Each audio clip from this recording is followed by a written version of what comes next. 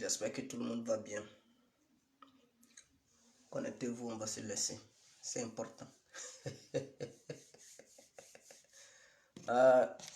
Connectez-vous, on va se laisser un peu. Nous allons échanger un tout petit peu. C'est très important. On va échanger. On va échanger les idées. On va s'échanger les idées. Alors, bonsoir à tous et à toutes. Pour tous ceux qui ne me connaissent pas, je suis l'incontournable qui a complet tout terrain. L'homme dont on parle, l'homme qui n'a pas froid aux yeux, l'homme qui ne marche pas ses mots. Vous pouvez aussi m'appeler devant la vie. L'homme n'est rien gouverneur italien. D'autres mots, on appelle moi Gombou, laisse-moi mourir 5 plein droit et le patrino camarade de Zou la Mungia. Alors, nous voilà à nouveau devant cette caméra pour parler un peu du cas de Guillaume Soro et du FPI. C'est très important. Il faudrait qu'on rappelle toujours les choses. Dans ces derniers temps, on a trop fait des vidéos sur le coronavirus, sur les Chinois et consorts. Maintenant, il est maintenant l'heure de revenir encore à l'actualité politique ivoiro-ivoirienne. C'est très important. Alors, avant-hier, Soro Guillaume avait fait une déclaration pour souhaiter ses meilleurs vœux, ses vœux les meilleurs aux gens qui fêtaient la Pâque et tout. Donc, il avait promis à ses militants de ne pas désespérer et que, voilà, il les encourageait à activer leurs tentacules et que lui, Soro Guillaume, il était bel et bien candidat et que sa candidature est toujours maintenue. Donc, il ne faut pas, ils vont craindre quoi que ce soit et qu'il sera bel et bien en Côte d'Ivoire. Écoutez, il y a des gens qui vendent encore, ils sont encore dans leurs rêves et il y a des gens qui sont dans la réalité. Soro Guillaume, j'ai l'impression qu'il est dans un rêve, donc dans un rêve calamiteux, ou bien dans un coma comateux. C'est très important. Donc ce monsieur, il ne sait pas qu'est-ce qu'il dit. Quand il déclare aux yeux du monde entier que sa candidature est toujours maintenue, nous nous demandons comment il fera pour arriver sur le territoire ivoirien. Nous nous demandons qui acceptera sa candidature. Nous nous demandons où est-ce qu'il va passer pour être candidat en Côte d'Ivoire. Nous nous demandons où est-ce qu'il va passer pour siéger au siège présidentiel parce que c'est très important. Mais malheureusement, ces militants, j'ai l'impression qu'ils sont aussi manipulés et ils suivent Soro Guillaume dans sa démagogie politique. Et malheureusement, ils ne veulent pas ouvrir leurs yeux ou bien leur cerveau ne leur parle pas. Et ça, c'est malheureux. Alors, moi, j'ai un conseil à donner à Soro Guillaume pour qu'il s'en sorte. Pour qu'il puisse être Soro Guillaume qu'il avait été hier, il faudrait qu'il se rallie à Alassane Ouattara. C'est le moment de se rallier. Soit il se rallie, soit il se casse les dents. C'est trop. C'est important. Donc, Soro Guillaume, alias, je vais donner le nom après. Donc, il faudrait qu'il se rallie à Alassane ou soit il se casse les dents. S'il ne veut pas se casser les dents, il se rallie. S'il veut rentrer en Côte d'Ivoire, qu'il se rallie à Alassane. Ce n'est pas une dictature. Mais c'est un encadrement. C'est une correction. Parce que Soro Guillaume, il a besoin d'éducation. Un homme, s'il est têtu, il est teigneux, et que tu ne l'éduques pas, il pense que tout est permis et il fait n'importe quoi. Il fallait quelqu'un comme lui pour lui montrer ce que c'est qu'une bonne éducation, la bonne manière. Et donc Alassane a décidé de donner la bonne manière à Guillaume Soro. Mais malheureusement, ce dernier, il ne comprend rien. Tout ce qui l'intéresse, ce sont les coups d'État, ce sont des coups sournois. C'est tout ce qu'il prépare pour pouvoir accéder à la magistrature suprême en Côte d'Ivoire. Mais heureusement que nous avons des vaillants gens, des hommes, des vaillants, je dis des vaillants politiciens qui surveillent le peuple ivoirien, qui prennent soin de la sécurité du peuple ivoirien. Vraiment, Soro Guillaume, sur tous les plans, ça a été un échec. Nous constatons que ces militants, je dis ces militants, ses collègues sont en prison parce qu'ils préparaient un coup d'État. Soro Guillaume, pour essayer de libérer ses collègues, il faudrait qu'il se rallie. Parce qu'il n'y a pas d'espoir. Je lui déconseille de se rallier à Bédié. Parce qu'il ne faut pas, il va oublier. Bédié, c'est quelqu'un, c'est une personnalité politique qui a une double face. Donc, s'il ne veut pas être trompé demain par Bédié, qui se ressaisisse. Parce que je tiens à dire, parce que c'est très important. Le peuple baoulé est un peuple, je ne sais pas, est un peuple xénophobe. Excusez-moi les baoulés, mais il faudrait qu'on se dise la vérité. Les baoulés en Côte d'Ivoire, on les connaît. On connaît les baoulés. Pourquoi le PDCI n'a jamais été dirigé par une autre ethnie en dehors des baoulés? Pourquoi Bédié ne veut pas céder la place à la nouvelle génération? Parce que autour de lui, quand il voit Gikaoué, il sait que ce n'est pas un baoulé. Donc, Bédié a du mal à confier le PDCI à un certain Gikawi. Quand il voit KKB, il sait que KKB n'est pas un baoulé. Hein? Même s'il n'est pas un baoulé à 100%. Donc, il ne se voit pas confier le PDCI à un certain KKB. Quand il regarde autour de lui, il n'y a pas quelqu'un, un vrai baoulé capable. Hein? Même s'il y a des baoulés, Bédié ne les voit pas, un vrai baoulé capable de relever le défi. Mais ceux qui sont capables de diriger le PDCI, ils ne sont pas baoulés. Donc Bédié, en tant que xénophobe, et le peuple baoulé, en tant qu'un peuple xénophobe qui aime seulement que les baoulés, mais ils ont du mal à faire la passation du pouvoir du PDCI envers d'autres ressortissants ivoiriens, mais venant de certaines ethnies. Donc voilà le problème. Et c'est à ce monsieur-là, Soro Diop, il veut se rallier. Mais il se rallie avec Bédié, là, il a quoi à gagner là-bas? Soro Diop, il attend quoi? Il veut se rallier à Bédié pour mettre Bédié au pouvoir. C'est là qu'il va connaître le vrai visage de Bédié. C'est parce que quand Bédié et Ouattara ont fait coalition, c'est parce que c'est Alassane qui est venu au pouvoir que Alassane était là. Mais si c'est Bédié qui prenait le pouvoir, ça n'allait même pas faire un an et puis il allait avoir un mandat d'arrêt international contre Alassane. Il allait le pourchasser partout en Côte d'Ivoire pour l'éloigner du pays. Est-ce que vous comprenez? Donc, Soro Diop, si tu fais l'erreur de mettre Bédié au pouvoir, Bédié, il te connaît. Il sait que tu es un teigneux. Il sait que tu es quelqu'un qui n'est pas bien. Il sait que tu es un rebelle. Dès qu'il prend le pouvoir, ça ne va même pas faire un an. Et puis, il va te lancer un mandat d'arrêt international. Partout où tu iras, il va te traquer pour garantir la sécurité du parti PDCI-RDA. Donc, le fait de vouloir faire coalition avec le PDCI-RDA, c'est une erreur calamiteuse. Il ne faut jamais aller là-bas. Le parti qui te convient bien, c'est le parti RDR. Ou bien, je dis RDR. Le RADP, ça c'est ton parti, c'est le seul parti capable de te garantir la sécurité en Côte d'Ivoire. En dehors de ce parti-là, il y a un second parti. On va en venir. On va venir sur ce second parti-là. Mais le PDCI ne peut jamais garantir ta sécurité. Demande à Alassane, il connaît qu'est-ce que c'est que le PDCI. Alassane, il sait de quoi le PDCI est capable. Alassane, il le sait. Mais pour venir au pouvoir, il fallait qu'il amadou Bédié. Il fallait qu'il fasse comme quoi il aimait Bédié. Il fallait qu'il drague Bédié comme une femme, en lui promettant certaines choses. Parce que s'il ne le faisait pas et que Bédié venait au pouvoir, Gbagbo, Ouattara, Soro, Bédié allait vous pourchasser en Côte d'Ivoire. Et vous le savez bien. Alors le fait de vouloir soutenir Bédié face à Alassane, contre le RADP est une erreur stratégique. Et si toi, Soro Guillaume, tu penses que Bédié, le PDCI est trop faible, tu penses que le PDCI est trop faible, et donc tu vas soutenir le PDCI pour envoyer le PDCI au pouvoir et après tu vas réussir ton coup d'État, c'est une erreur. Parce que Bédié, il connaît ce que c'est que le coup d'État. Il sait ce que c'est qu'un coup d'État. En 1999, il avait déjà subi le coup d'État.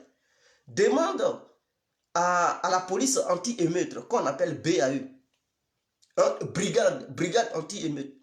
Demande à Bédié qui a créé cette brigade. Mais c'est bel et bien Bédié. Donc il sait comment on crée une armée parallèle.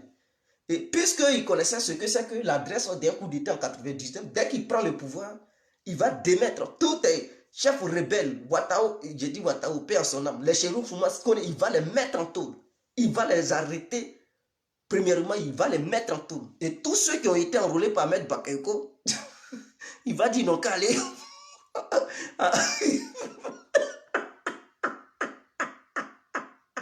Il va les mettre à la retraite forcée. Oh, Bédié. Il va aller ramasser des baoulés à Daougro, à Yamoussoukro. Il va dire enrôlez-moi. Il va les intégrer au sein de l'armée.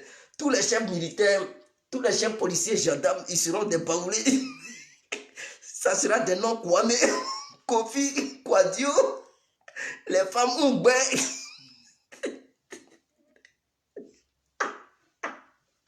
Excusez-moi, mais c'est la vérité, mes frères. Maintenant, concernant la personne de Soro Guillaume, il va décider de lui lancer maintenant un mandat d'arrêt. Il va dire, il va dire, Guillaume Soro préparer un coup d'État. Et ça, je ne peux pas accepter cela. Connaissant ce que le coup d'État avait fait dans les temps, moi, Bédier, je prends l'initiative de bannir toutes ces choses au sein de ma belle nation, la Côte d'Ivoire. Et il va te traquer partout. C'est là que tu vas comprendre qui est Bédier. Il va te traquer. Il ne faut même pas faire cette erreur.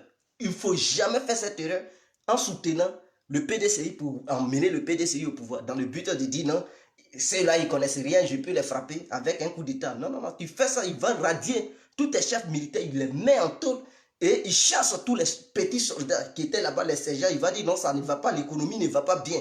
Donc voilà, ils n'ont qu'à aller à la retraite et tout. Et pendant ce temps, il va recruter tous les petits baoulés, il va les mettre dans des casernes, les patrons, hein, les vieux Kwame, les Kouadio, les trucs, il va les placer à la tête de l'armée ivoirienne. Et il va créer encore une autre armée parallèle qui va monter maintenant la garde présidentielle. Et c'est cette armée qui sera armée jusqu'aux dents. Quiconque va vouloir encore faire un coup d'État, il va marcher sur le corps des baoulés en Côte d'Ivoire. Et c'est là que Soro Guillaume va comprendre. C'est là que Soro Guillaume va comprendre. Mais je dis, le peuple baoulé, je le sais.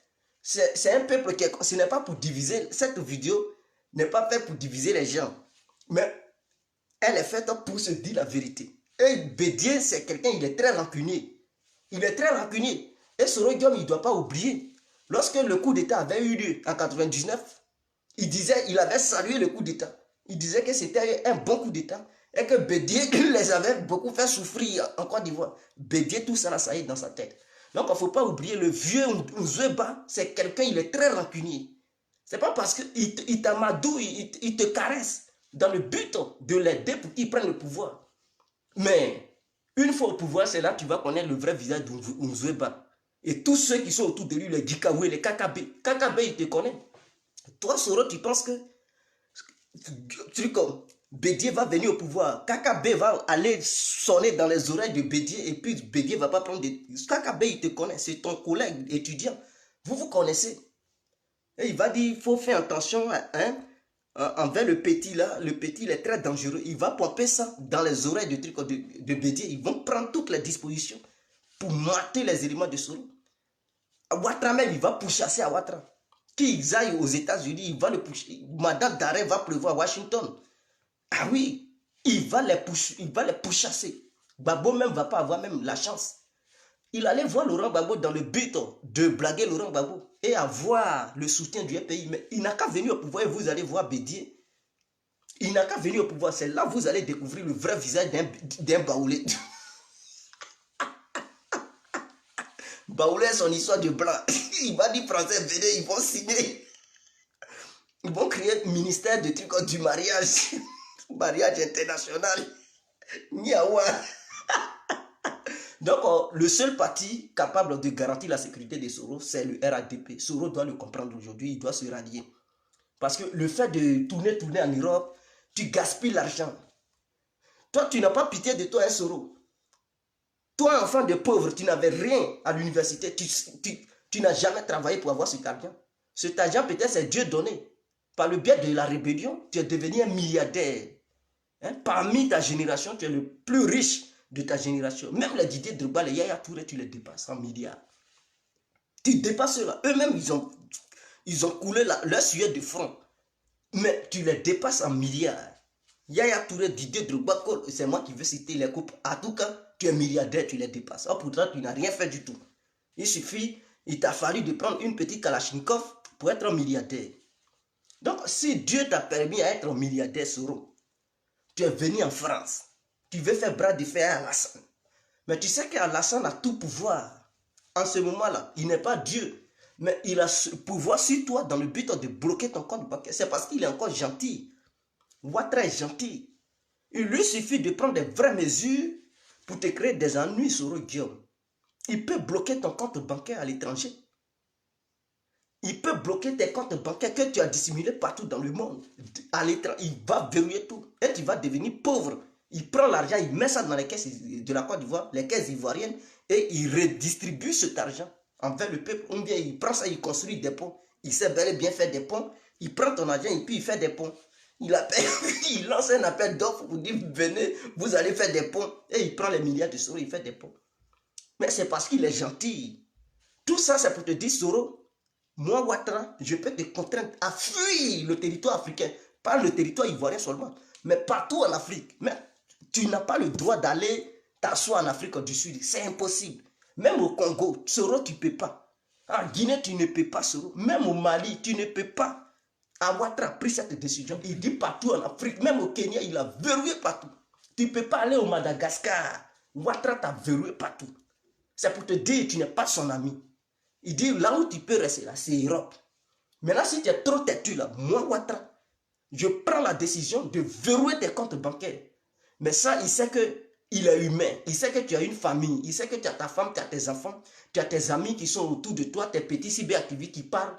Tu dois leur donner quelque chose. Donc, il a regardé jusqu'à il dit, donc, je peux tout faire, mais côté argent, là, je vais laisser. Il n'a qu'à faire, il n'a qu'à gérer son argent. Pour le moment, je ne vais pas m'apprendre, pas m'attaquer à ça. Et il te regarde. Toi, tu penses que c'est fini.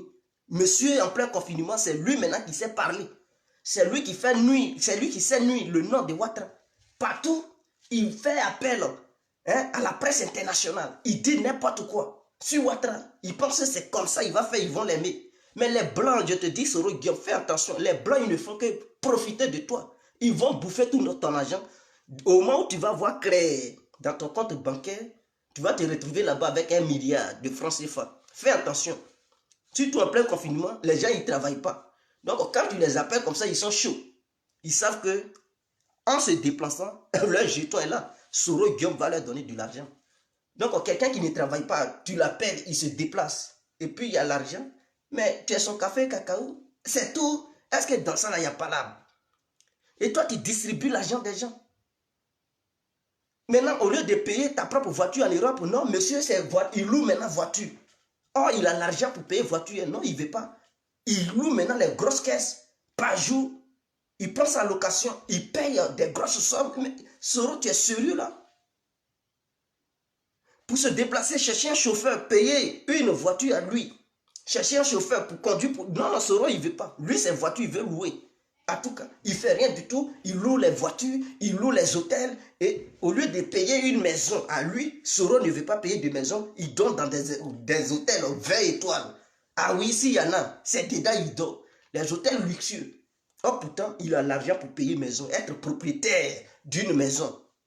Mais non, lui, il ne veut pas être propriétaire. Il préfère louer hôtel, il préfère louer voiture. Soro Guillaume préfère louer des salles pour faire des conférences. Mais quel est cet homme-là? Et il gaspille l'argent. Comme il n'a pas travaillé, il ne sait pas comment on souffre pour gagner de l'argent. Cet argent, il a gagné ça. Sur une table d'or. Donc, il fait n'importe quoi. Soro Guillaume, s'il te plaît. Arrête, les Ivoiriens ont besoin de cet argent. Voilà, confinement en Côte d'Ivoire. Il y a des vieilles qui pleurent, elles lancent des appels, des SOS. Mais Soro Guillaume, au lieu de prendre l'argent pour louer, je ne sais pas, pour louer les grosses caisses par jour, où tu vas donner au moins 10 000 euros. Parce que ce n'est pas des petites caisses, il prend des vraies caisses. Sans compter même l'argent du chauffeur. C'est-à-dire, il prend une caisse, il loue ça dans la main de la société, il prend quoi un chauffeur et il ne paye pas n'importe comment au chauffeur. Le chauffeur, la journée, il prend le chauffeur, il dit 3 000 euros. Parce que c'est mort à lui. En 3 000 euros, c'est salaire d'un travailleur ici en Europe par mois. Mais il donne ça en une journée au chauffeur. Tout ça pour se faire plaisir. Pour prouver que lui n'est pas n'importe qui. Pour prouver que lui, il est le leader générationnel. Est-ce que vous comprenez? Et il fait n'importe quoi. Je tiens à vous dire, Soro Guillaume a 500 taxis en Côte d'Ivoire. Qu'il a mis sur le nom des gens qui gèrent ça pour lui. Donc c'est une information que je donne au gouvernement ivoirien, Ahmed Bakayoko. Je tiens à vous dire, Soro Guillaume a au moins 500 taxis au pays là-bas. Donc il est dans le transport, il a beaucoup investi là-dedans. Voilà. Il pense que c'est comme ça, il va faire, on ne va pas savoir, on le sait, Soro. On sait ce que tu fais. Donc il a investi dans le transport 500 taxis sur le territoire ivoirien qui travaillent pour lui. Mais il n'a pas mis son propre nom. Il a mis des gens qui gèrent ça et l'argent rentre. Voilà, c'est sa femme qui gère les taxis là. C'est elle qui gère ça. Donc c'est une information que je vous donne. Donc Soro, le second parti qui peut t'aider, c'est le FPI. C'est la vérité, je te dis. Le PDCI n'est pas un parti fiable capable d'aider Soro. Et s'ils prennent le pouvoir, c'est là que tu vas connaître ce que c'est que l'odeur du PDCI. Demande à Ouattara. Ouattara, malgré la présence d'Oufoué et la présence de Bédié. Ouattara a dit, non, je dis Ouattara, malgré la présence de d'Oufoué, la présence de Bédié, Ouattara a décidé d'envoyer Alassane Ouattara. Je dis Ouattara. Oufoué a décidé d'envoyer Alassane Ouattara en 90. Bédié était là, il n'a pas parlé. Hein. Il n'a pas parlé. D'après lui, il dit c'est son père. Mais je pense que c'est son père adoptif. Parce que lui-même, son père, il n'est pas connu des Ivoiriens. Il n'est pas ivoirien. Sa maman n'est pas ivoirienne. Son papa n'est pas ivoirien. Mais on ne va pas rentrer dans ces détails-là. Donc, son père adoptif, qui était Oufoué Boigny, a pris Ouattara. Il dit Ouattara, viens. Comme toi, tu as travaillé au FMI, viens, tu vas être auprès de moi parce que l'économie ivoirienne ne va plus bien. Qu'est-ce qu'on peut faire? Ouattara, il vient, il dit bon, monsieur le président, c'est qu'on peut faire. Il faudrait que les étrangers de Côte d'Ivoire payent la carte de séjour. Et il a mis le système de la carte de séjour sur pied. Dans le but de pousser les étrangers qui ne sont pas ivoiriens, qui n'ont pas la nationalité ivoirienne, de payer chaque fin du mois. Et permettre à la caisse, au budget ivoirien de se renforcer par le biais de l'argent que les étrangers allaient donner. Et il a mis ce système sur pied. Mais ce système a aidé Oufoué Boigny. Oufoué l'a regardé, il dit, tu fais un bon travail, mon fils.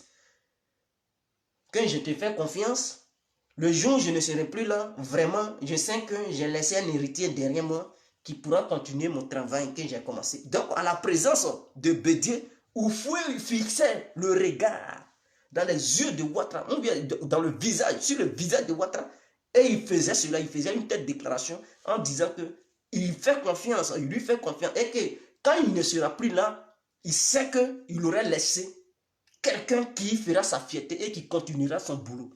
Donc, en un mot, il savait que Ouattara avait les vraies compétences capables de bâtir la Côte d'Ivoire. Donc, le vieux avait déjà vu ça.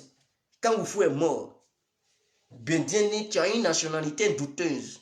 Il dit mandat d'arrêt international. Il dit Ouattara est un Burkinabé. Vous comprenez? Donc, aux yeux d'Oufoué, il n'a pas dit la nationalité douteuse. Hein. Quand Oufoué est mort, en même temps, il dit Ouattara a une nationalité douteuse, mandat d'arrêt international. Or, quand Oufoué était là, Henri Konan Bédié faisait comme s'il aimait Ouattara. Il coopérait, il marchait parce qu'il était le président de l'Assemblée nationale au temps d'Oufoué. Il faisait comme s'il aimait. Et Ouattara, il n'avait jamais pensé que Bédié allait se comporter comme ça. Qu'est-ce qu'il n'a pas fait? Il était bien gentil et tout. Tu le voyais dans le temps, tu vas penser que Bédié ne pouvait pas tuer même une petite mouche. Tu vas penser que Bédié était le plus gentil des Ivoiriens. Mais quand Oufoué est mort, c'est là qu'il a fait sortir son mauvais côté. Parce qu'il se trouvait maintenant en position de force. Il dit à partir d'aujourd'hui, dorénavant, je suis le président de la République de la Côte d'Ivoire conformément à la constitution de la Côte d'Ivoire. Et il s'est déclaré président. Oui, voyant la condition, c'était vrai. Mais qu'est-ce qui poussait Bédié à lancer mandat d'arrêt aux gens? Quand il a lancé en même temps, Ouattara, il était en danger. Il voulait l'arrêter, le torturer et le foutre à la Maka, ou bien camp pénal de Bouaké. Quand Ouattara a vu le danger, il a fui direction Washington direct. Il dit qu'il ne fait plus politique parce qu'il a vu que Bédié voulait lui ôter la vie. Il dit qu'il ne voulait plus faire la politique. Il avait peur de la politique. C'est comme ça, Gbagbo, il dit, Bédié, il faut lever le mandat d'arrêt.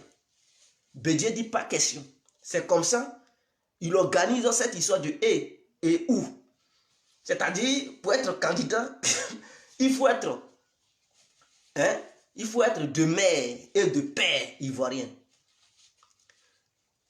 Donc, être de père et de mère. Donc, le sens du et, ça veut dire, pour être candidat aux élections présidentielles, il faudrait que ta mère soit ivoirienne et ton père soit ivoirien. Le ou, ça voulait dire quoi? Le ou voulait dire tout simplement que pour être candidat, il faut que ton père soit ivoirien ou bien ta mère soit ivoirienne. Donc, mais le côté que Bédié a choisi, il dit mère et père. Parce qu'il disait que Ouattara, son père n'était pas ivoirien, sa mère n'était pas ivoirienne. Et que si Ouattara se revendiquait comme ivoirien, alors son père n'était pas ivoirien. Donc, le fait de dire, il faudrait que ton père et ta mère soient ivoiriens et ivoirienne, ça écartait déjà Ouattara. Donc, il dit Ouattara, son père n'est pas ivoirien, c'est un Burkinabé, il vient de Congo, il vient de... Sindou, hein, au Burkina. Donc, il n'a qu'à aller là-bas. Ou bien il va mettre Ouattara en prison. C'est comme ça, Laurent Gbagbo, en 95, il a boycotté les élections parce qu'il avait formé le parti unique. Pour les musulmans et les non-musulmans qui supportent le RADP qui ne savent pas ça, la première fois, quand il y a eu coalition en Côte d'Ivoire, c'était le FPI qui avait organisé cette coalition avec le RDR. Donc, dans le RDR avait pour leader Alassane Ouattara qui était à Washington. Et Laurent Gbagbo militait pour que Alassane Ouattara se retourne en Côte d'Ivoire pour pouvoir participer aux élections présidentielles de 2095. Est-ce que vous comprenez? Donc, Bédié a refusé de lever sur le mandat d'arrêt. Il dit il doit en découdre avec Alassane, il doit en découdre avec lui. Que mandat, c'est que Laurent Gbagbo débat, il faut lever le mandat. Lui, il s'en fout, il s'en fout. Il veut mettre Ouattara en prison ou il veut mettre Ouattara en prison. Gbagbo a dit, bon, si tu ne veux pas lever le mandat, moi, Gbagbo, je ne participe pas aux élections. Il dit, si tu veux, il ne faut pas participer. Donc, en 95, il a écarté Gbagbo, il a écarté Ouattara. Et il allait aux élections. Et il a gagné. Mais il pouvait gagner parce qu'il n'y avait pas un candidat sérieux en face. Et c'est comme ça qu'il a gagné. Donc, en 99, il y a un coup d'État qui subit de la part d'IB et ces éléments parce qu'ils les avaient envoyés en mission en Centrafrique pour établir l'ordre. Donc, à leur retour, ils ont demandé leur butin. Parce que quand on t'envoie en guerre à l'extérieur du pays, au retour, il faudrait qu'on te donne prime de guerre.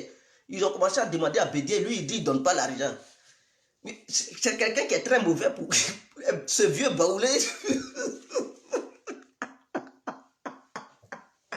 Il dit qu'il n'a pas l'argent des militaires, des IB, et que la Côte d'Ivoire n'a pas d'argent, lui il ne donne rien. En ce temps, il était caché à Daoukro. C'est comme ça qu'il envoie. Il envoie Djikaoué. Je pense que c'est Djikaoué entre Kablan Dekao et Djikaoué. Ouais, c'était Djikaoué. Ou bien Kablan Dekao, entre les deux. Il envoie un, il dit ce dernier n'a qu'à venir gérer les militaires, c'est-à-dire il n'a qu'à discuter avec eux pour trouver une entente. Et ce dernier se rend à Abidjan. En échangeant, les militaires disent non, non, non, eux ils veulent Bédié. Bédié dit lui il ne vient pas. Ils ont dit bon, Bédié a fui le pouvoir et qu'il n'est plus président. C'est comme ça ils sont allés soulever Gueye là-bas. Quand ils ont amené maintenant Gueye, Bédié étant frustré, il s'en va maintenant croiser Ouattara. Il dit, Alassane, mon frère, il a commencé à appeler Alassane son frère parce qu'il avait maintenant besoin de coalition. Puisqu'il savait que, étant dans l'opposition, il ne pouvait plus. Face à Gueye Robert, il savait de quoi Gueye Robert essuyait ses fesses. Le général Gueye, il ne jouait pas, il voulait mater Bédié Ouattara. Quand ils ont vu, ils ont dit, ce général, c'était un danger. Ouattara, comment on peut faire? Faisons une coalition. Voilà d'où est venue la coalition de Ouattara et Bédié. Donc, la coalition n'est pas née, ce n'est pas en 2010, c'est né. Non, la coalition est née depuis que Gueye avait pris le pouvoir. Donc, il fallait faire front pour combattre Gueye. Donc, quand Gueye est venu au pouvoir, Ouattara et Bédié ont fait la coalition. Et c'est Bédié qui a fait le premier pas parce qu'il avait besoin de cette coalition pour la suivi du PDCI-RDA. Donc, il pensait utiliser Ouattara pour venir au pouvoir. Il pensait que avec cette opposition, donc cette coalition qu'ils avaient fait, en ce temps, ce n'était pas encore le RADP. La coalition disait que si jamais il participe à une élection, lui qui gagne et que lui qui perd, celui qui perd, il soutient celui qui gagne. Donc, c'était ça leur base au début. Donc, le RADP n'existait pas, mais c'était une coalition en esprit et en âme. Donc, voilà d'où ils ont commencé à fonctionner. Donc, ils pensaient qu'en 2000, Gueye allait pouvoir accepter qu'il soit candidat. En 2000, voilà, Gueye Robert, il les écarte, il dit, toi, Bédié Ouattara, il commence à les pourchasser. Je dis bien, il commence à les pourchasser. Il veut encore leur faire la peau. Et donc, élection. Donc, Gueye a écarté Laurent Gbagbo. Il pensait que Laurent Gbagbo n'était pas trop sérieux. Il pensait qu'il allait battre Gbagbo. Oh, c'était demain qu'on est le Woody Dimama. Arrivé aux élections, Gbagbo mate Gueye dans les urnes. Donc, il voyait que lors des campagnes électorales, la foule suivait Laurent Gbagbo. Il dit, Donc j'ai écarté les deux que je pensais qu'ils étaient un danger, mais apparemment celui-là, le monde est derrière lui. Donc, comme il voyait la foule, vous connaissez Gbagbo, c'est un populiste. Quand il passe, ça crie Gbagbo, vous dit. Ça crie. En ce temps, Blé Goudé n'était pas encore sur le terrain. Lui, il était déjà en Angleterre, il fréquentait. Donc, Blé Goudé n'avait pas battu campagne pour Gbagbo. C'était les Damana Pikas qui étaient sur le terrain, qui travaillaient au nord de Gbagbo. Les Damana Pikas qui avaient pris les choses en main. Blé Goudé, lui, il était encore petit. Il était en Angleterre, il s'occupait de ses études. En sciences politiques et tout. Alors, quand Guéhi Robert a constaté que Laurent Gbagbo était si populaire en Côte d'Ivoire que lors de ses campagnes, les endroits où il se rassemblait, mais les milliers, au moins 20 000, 30 000 personnes se rassemblaient, Guéhi a pris conseil, il dit, ce monsieur, il est sérieux. Voilà comment il passe chez Laurent Gbagbo pour dire, si on va aux élections, laisse-moi gagner, tu vas être mon premier ministre, et puis moi je deviens le président. Gbagbo dit, j'ai compris. C'est non qui envoie un problème. Il dit, j'ai compris, allons-y aux élections.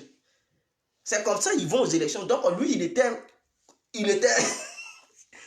rassuré que Laurent Gbagbo, quels que soient les résultats des urnes, Laurent Gbagbo allait dire c'est Guéhi qui avait gagné. Parce que pour lui, il avait déjà signé le deal avec Gbagbo. Donc, quel que soit le monde qui supportera Gbagbo et tout, si Gbagbo a gagné, il va dire non, c'est pas moi qui ai gagné, c'est Guéhi qui a gagné. Voilà comment Gbagbo, après sa victoire, le président de la Cour constitutionnelle, parce qu'avant la CEI n'existait pas, c'est un truc qu'ils ont créé pour les élections de 2010. La CEI n'existait pas en 2000. Est-ce que vous comprenez? Donc, le Conseil constitutionnel, je pense, le président qui était là-bas, il veut proclamer Laurent Gbagbo président parce que quand il voit les résultats, il sait que c'est Gbagbo qui a gagné. Guéhi dit pas question qu'il y ait un deal entre le Woody et moi, proclame-moi président. Le client, il dit non, c'est Gbagbo qui a gagné. Donc, ils l'ont fait nager même dans des eaux sales à Abidjan. Suite à ça, Laurent Gbagbo lance un appel pour dire, cher peuple ivoirien, si vous savez que c'est moi que vous avez élu comme président de la République, envahissez toutes les rues de la Côte d'Ivoire. Si Guéhi savait, une marée humaine pas possible, toutes les rues ont été envahies, ça crie, wouh, Zakouba, Kouba, Zakouba, c'est mou. Guéhi était obligé de replier. Alors, voyant cela, il dit, Gbagbo, tu es un boulanger. C'est-à-dire, le deal que j'ai signé avec toi, tu n'as pas respecté, mais je t'avais dit de me laisser être président, j'allais te nommer mon premier ministre, et en même temps, tu sors, tu apparais à la RTI pour donner mot d'ordre et les gens, ils prennent les rues, les jeunes envahissent les rues et tu deviens président. Gbagbo est un boulanger. Voilà d'où est sorti le mot boulanger. Mais je ne vais plus rentrer dans cette histoire de rébellion comme AIB, pour qui la rébellion était déjà préparée. Non, je ne rentre pas là-dedans. Est-ce que vous comprenez? Donc, c'est là, suite à ça, la coalition entre Alassane et Bédié était maintenant renforcée. Ils ont dit, mais il faudrait qu'il y ait des nouvelles élections. Gbagbo dit, non, j'ai été élu président, il y aura des élections qu'en 2005. Ils ont dit, pas question. Il faut organiser les élections parce que les élections qui se sont déroulées, nous ne reconnaissons pas ces élections. C'est une élection qui n'a pas été transparente et qui s'est passée dans le désordre. Il faut organiser. Gbagbo dit, pas question. Voilà, les militants du RDR ont commencé à défiler dans les rues de la Côte d'Ivoire. Ça crie, wow, il ne veut plus écouter. Ça casse, ça casse. Donc, puisqu'il y avait maintenant le désordre, parce que ces militants du RDR ne voulaient plus obéir au gouvernement de Gbagbo. Eux, ils disaient qu'il faut organiser l'élection et qu'ils ne reconnaissent pas Laurent Gbagbo comme président. Alors, Gbagbo étant énervé, il sort et il donne mot d'ordre. Donc, tout ça, ça s'est passé en 2001. Hein, parce qu'en 2000, quand je dis 2000, ça veut dire 2000, tout coup. Les militants du RDR reconnaissaient Gbagbo comme président. Mais quand Alassane et Bédié ont commencé à revendiquer la réorganisation des élections et qu'ils ne reconnaissaient pas Gbagbo comme président, ils ont lancé un mot d'ordre à leurs militants de désobéir le gouvernement de Gbagbo. Vous comprenez?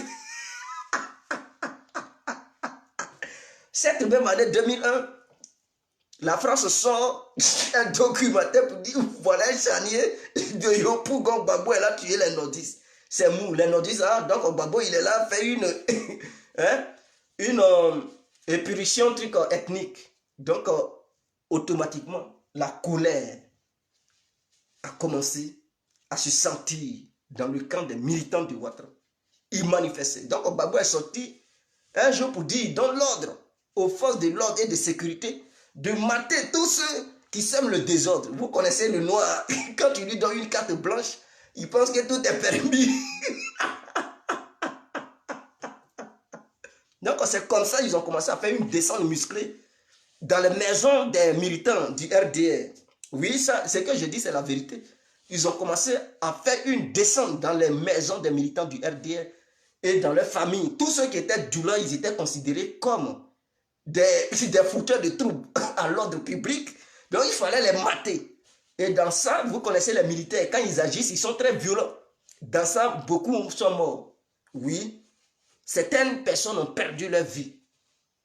Certaines personnes ont perdu leur vie avant que le gouvernement de Gbagbo ne leur rappelle encore à l'ordre pour dire ce n'est pas pour tuer les gens, mais c'est pour mettre de l'ordre. Mais en mettant de l'ordre, il faut les mater. Mais eux, quand ils ont attendu mater, ça veut dire qu'il faut tuer. Vous comprenez le problème? Parce que le noir, quand tu lui dis qu'il faut mater, pour lui, tu lui as donné la feuille de route d'aller assassiner, égorger. Vous comprenez? C'est dans ça que les militaires ont commis leur premier crime envers les militants du RDR. Sinon, avant ça, le charnier qui avait été découvert, c'était les gens qui étaient morts en 2000. Enfin, lors de trucs, des manifestations pour réclamer la victoire de Laurent Gbagbo sur Guéhi Robert. Est-ce que vous comprenez? Donc, il y avait eu un affrontement des militants de part et d'autre. C'est-à-dire militants de Guéhi, militants de Gbagbo et les militaires qui, eux, ils avaient pris position pour Guéhi Robert. Parce que n'oubliez pas, Guéhi Robert était un militaire. Donc, les militaires, ils voulaient installer Guéhi par la force. Et il a fallu que le peuple sorte. Mais ils ont marché sur le peuple avec les chars de guerre. Ils ont écrasé certains citoyens ivoiriens. Et quand ils voyaient que les Ivoiriens ne reculaient pas, et que les Ivoiriens disaient, bon, tuez-nous tous, pour venir mettre Guéhi au pouvoir. Pendant ce temps, Guéhi, il était assis dans le char. Donc, il le conduisait au palais présidentiel. Quand ils voyaient que le peuple était amassé devant le palais, et que le char commençait à tuer des gens, mais le peuple était assez, ils ont compris que non, il ne fallait pas tuer tout ce monde-là à cause de Guéhi. C'est là que Guéhi a renoncé à la prise du pouvoir. Est-ce que vous comprenez? Donc, Soro Guillaume, il doit connaître qui est Bédié. Il doit connaître qui est Bédié. Donc, Bédié, c'est quelqu'un qui a double face. C'est pas parce que tu as la haine contre Alassane aujourd'hui, tu vas t'allier à Bédié. Non, non, non, non, non, non, non. C'est une erreur stratégique. Tu fais alliance avec Bédié, tu vas le regretter. Parce que Bédié ne va pas te rater.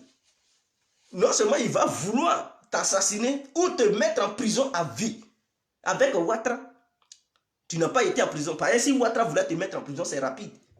S'il a réussi à mettre tes collaborateurs en prison et puis il n'y a rien eu en Côte d'Ivoire, les militaires ne se sont pas levés pour dire pourquoi tu mets les Alain Le Bognon, les Soultousoul en prison. S'ils n'ont rien fait, c'est que toi, Soro, il pouvait te mettre en prison et puis il n'y a rien. Mais s'il n'a pas voulu te mettre en prison, c'est parce que tu as été son bon petit. C'est parce qu'il avait pitié de toi. Il s'est dit, ah, mon petit, il prend quelle direction? Peut-être il va s'assagir. Peut-être il va changer avec le temps. Or, Soro Guillaume, Ouattara attend à ce que tu t'assagisses. Il attend à ce que tu grandisses. Monsieur, il dit non, il vient, il s'en va au Congo. Qu'il y a son ami qui a perdu son frère. Cette histoire du Congo, quand il a pris le vol pour aller au Congo, il n'est plus reparti en Côte d'Ivoire. Il court en même temps, il vient en Europe. Soro Guillaume est caché maintenant en Europe. 6 mois. Or, pendant ce temps, il a un poste là-bas. Il était député. Soro n'a pas voulu rentrer.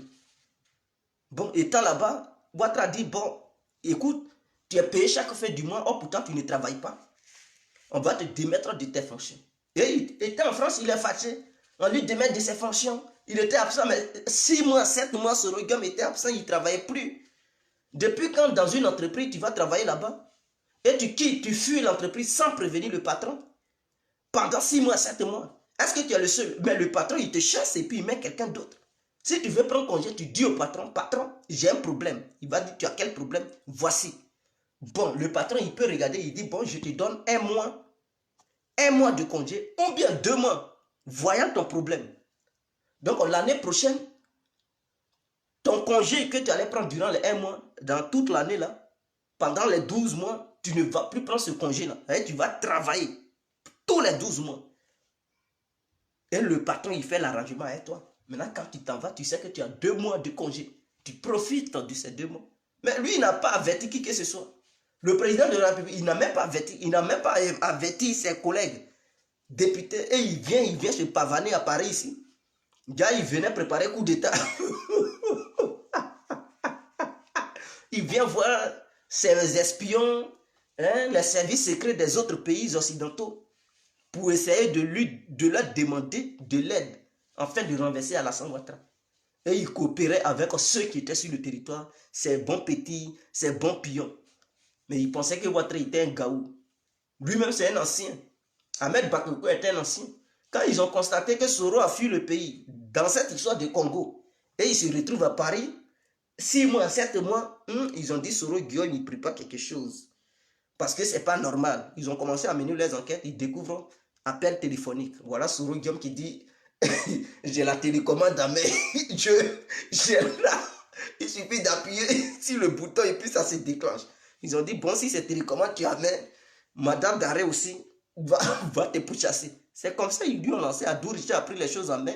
Lui aussi il ne s'amuse pas. Adou, non, champion. Adou, bravo. Mais respect, garde à vous. Il a pris les dossiers en main, il n'a même pas pensé. Soro est rebelle, sa sécurité serait menacée, il s'en fout. Il dit il faudrait que Soro soit arrêté. Il dit hey, les juges d'instruction, tenez, c'est moi Adou, moi procureur de la République, Adou Richard, je vous demande de lancer le mandat d'arrêt contre Soro car j'ai des preuves irréfutables et indiscutables. Il leur a donné. Soro Guillaume dit viens, tu vas être jugé. Il dit je n'ai rien fait. Il prend vol face aérien africain et il fuit, il revient. Il dépense 70 millions de francs CFA. Il est sérieux là. 70 millions de francs CFA. Or, cet argent pouvait nourrir tous les prisonniers ivoiriens en payant des sacs de riz pour donner ça aux prisonniers. Ils vont préparer un bon riz, ils allaient manger. Il ne l'a pas fait. Il vient, il donne ça à une compagnie étrangère. Et après, on dit l'Afrique souffre. Mais avec ce banditisme économique que Soro Guillaume est en train d'appliquer, mais comment l'Afrique ne va pas souffrir? Les milliardaires, ils fuient, ils viennent en Europe, ils donnent aux Européens au détriment du peuple africain. Mais comme les Soro Guillaume, et ceux-là, ils veulent gouverner le pays. Donc, nous ne voulons pas. Ceux qui peuvent t'aider, c'est Babo. Tu as raté, c'est Laurent Babo qui pouvait. Babo, de la manière Ouattara est comme toi, là, c'est comme ça, Babo était comme toi. Tu sais, on peut tout reprocher à Laurent Gbagbo. Vous comprenez? On peut tout lui reprocher, mais c'est quelqu'un, il n'est pas haineux. Là, c'est quelqu'un, il n'est pas haineux. Vous pouvez tout reprocher à Laurent Gbagbo, mais il n'est pas haineux. C'est quelqu'un qui est gentil. Ceux qui sont mauvais là, c'est ceux qui sont autour de lui là, qui sont très sévères et mauvais. Les gens comme les Assou Adou, ils ne pardonnent jamais. Père Assona, Maboudraman Sangale, ce sont ces gens-là. Les Damana Pikas, les Awa Domelo et les Kone Katina, c'est ceux-là qui sont durs, qui sont mauvais. C'est ceux-là qui sont autour de Gbagbo là, qui sont très mauvais. Mais la personne de Gbagbo même là, Gbagbo il est très gentil. Gentil. Si ce n'est que Laurent Gbagbo seul là, il ne va pas donner Soro. Mais c'est ceux qui sont autour de lui là qui disent non, le président, si tu acceptes Soro, nous on n'est plus avec toi. Non, il n'a pas autre solution de dire que non, Soro Guillaume, je ne vais pas te recevoir. C'est ceux qui sont autour de lui qui refusent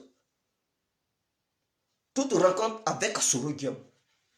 N'oubliez pas, la femme, Nati Baba aussi, hein, c'était son petit ami qui était Guillaume Soro. Pour ceux qui ne savent pas, je vous informe. Nati Baba, c'était son copain qui était Guillaume Soro. Donc avant que Guillaume Soro n'épouse sa femme bêtée de Daouloa, là, il a flirté avec Nati Baba. Pendant ce temps, il était encore étudiant. Est-ce que vous comprenez? Non, c'était sa petite amie quand il était encore étudiant. Pendant ce temps, Nati Baba, elle faisait déjà du journalisme. Non, imaginons, autant, dans les années 90 jusqu'en début 2000, toi, en tant qu'élève, tu as ton mousseau, tu as ta petite amie qui est journaliste. Ah, mon frère, mais tu as gagné le jackpot. Parce que déjà, toi qui es élève, tu n'as rien, tu vis dans la galère. Et ta petite amie, elle déjà, elle est connue. Elle travaille déjà. Mais mon frère, ça c'est le jackpot. C'est le jackpot parce que au moins elle peut te soutenir quelques fois. Quand c'est mou sur toi, tu n'as rien. Elle peut te venir en aide. Est-ce que vous comprenez? Donc c'est dans ça. Mais puisque étant élève, vous connaissez les filles africaines, elles ne sont pas garanties. Les filles africaines ne sont pas trop garanties. Étant élève, il n'a rien. La fille, elle a déjà le jeton, elle a l'argent. Est-ce que vous comprenez? La fille a l'argent. Mais vous connaissez Youssou Bakayoko là? Hein? Youssou Bakayoko, qui était le président de la CEI. C'est un haut cadre, non? Non, ce Youssou Bakayoko là, il était l'époux de la mère. Le truc, le film. Youssou Bakayoko, que vous avez vu, le président, l'ancien, hein, le président, je ne sais pas s'il est encore président ou il ne l'est plus, mais c'était la mère de Nati Baba. Est-ce que vous comprenez le film? Donc lui, en tant que cadre, non seulement il a l'argent, donc la mère de Nati Baba, elle aussi, elle gagnait l'argent. Est-ce que vous comprenez? Parce que son époux, en Côte d'Ivoire, même si la personne t'amène à la mairie ou pas, le fait d'être ensemble, copain, copine, et puis vous êtes déjà, on dit c'est ta femme. Est-ce que vous comprenez? Donc en Afrique, l'histoire des femmes là, ce n'est pas à la mairie seulement. Quand vous êtes ensemble, on dit c'est ta femme. Et ils ne connaissent pas l'histoire des copains.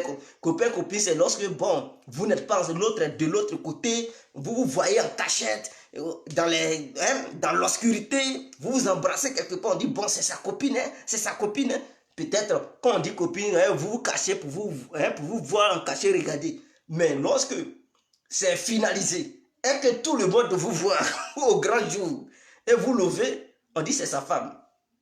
Donc, Youssou Bakayoko était le petit ami de la mère de Nati Baba.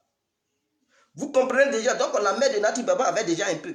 La fille en question, Nati Baba, elle travaillait déjà dans le journalisme. Soro Diom, en tant que... Mais il avait eu la chance de sortir avec une femme qui était déjà au cadre, au sein de notre nation. Est-ce que vous comprenez? Ce n'est pas donné à n'importe qui. Hein, tu n'as rien et tout, et tu gagnes une femme qui travaille déjà, elle connaît déjà les pistes, les entrées et sorties. Mon frère, mais tu te gonfles dans le pays là. Tu te gonfles. Ah, c'est ma petite, c'est ma copine. Mais il ne connaît pas Laurent Gbagbo. Soro Diom ne connaissait pas bien Laurent Gbagbo. Malin pour lui. Le hoodie de maman.